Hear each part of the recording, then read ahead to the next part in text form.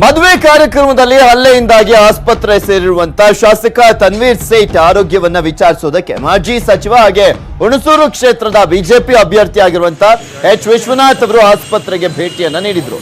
ಇದೇ ವೇಳೆ ಮಾಜಿ ಸಂಸದ ಧ್ರುವ ನಾರಾಯಣ್ ಎದುರಾದಂತಹ ಸಂದರ್ಭದಲ್ಲಿ ಉಭಯ ಕುಶಲೋಪರಿಯಾಗಿ ಮಾತನಾಡಿದಂತ ವಿಶ್ವನಾಥ್, ಯಾರಪ್ಪ ಪಕ್ಷ ಬಿಟ್ಟಿದ್ದು? ನಾನಲ್ಲ, ಸಿದ್ದರಾಮಯ್ಯ ಪಕ್ಷ ಬಿಡಿಸಿದ್ದು ಅಂತ ಮಾಜಿ ಸಂಸದ ಧ್ರುವ ನಾರಾಯಣ್ ಜೊತೆ ಅನಿಸಿಕೆಯನ್ನ ಹಂಚಿಕೊಂಡ್ರು. ಸಿದ್ದರಾಮಯ್ಯ ಸಿಎಂ ಆದಾಗ ಉತ್ತರ ಕರ್ನಾಟಕದ ಕುರಿಗಳೆಲ್ಲ ಬ್ಯಾ ಅಂತ ಕುಣಿದ್ವು, ನನಗೆ ಸಂತೋಷವಾಗಿದೆ, ಕಾಂಗ್ರೆಸ್ಗೆ ಧನ್ಯವಾದ ಅಂದ್ರು ಅಂತ ಇಲ್ಲಿ ಮಾಜಿ ಸಂಸದ ಧ್ರುವ ನಾರಾಯಣ್ ನಗೆ ಚಟಾಕಿಯನ್ನ ಹಾರಿಸಿದ್ರು.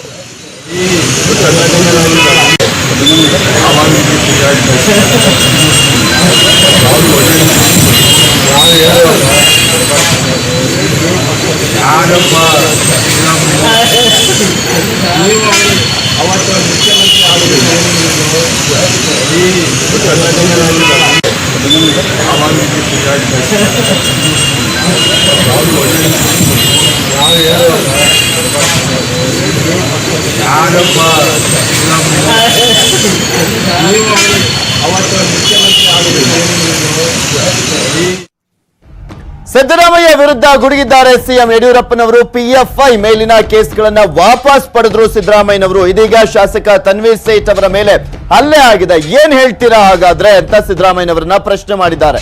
ಸೇಠ್ ಮೇಲಿನ ಹಲ್ಲೆಗೆ ಪರೋಕ್ಷ ಬೆಂಬಲವನ್ನ ಕೊಡ್ತಾ ಇದ್ದೀರಾ ಸಿದ್ದರಾಮಯ್ಯನವರೇ ಅಂತ ಕೂಡ ಪ್ರಶ್ನೆಯನ್ನ ಮಾಡಿದ್ದಾರೆ.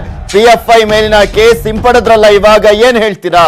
ಸಿದ್ದರಾಮಯ್ಯಗೆ ನಾನು ಇವಾಗ ಪ್ರಶ್ನೆ ಕೇಳ್ತೇನೆ ಅಂತ ಹೇಳಿದ್ದಾರೆ ಬಿಎಸ್ ಯಡಿಯೂರಪ್ಪ.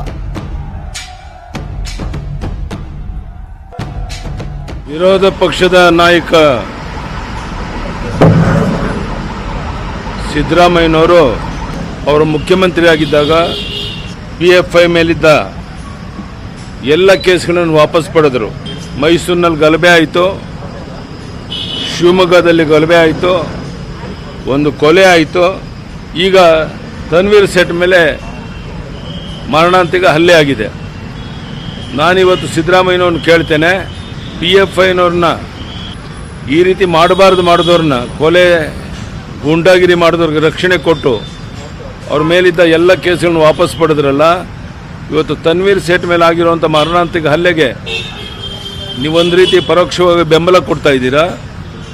ಇದ್ರ ಬಗ್ಗೆ ಸ್ಪಷ್ಟೀಕರಣವನ್ನು ವಿರೋಧ ಪಕ್ಷದ ನಾಯಕ ಸಿದ್ದರಾಮಯ್ಯನವರು ನಾಡಿನ ಜನರಿಗೆ ಕೊಡಬೇಕು ಅಂತೇಳಿ ಈ ಸಮಯದಲ್ಲಿ ಒತ್ತಾಯ ಮಾಡ್ತೇನೆ.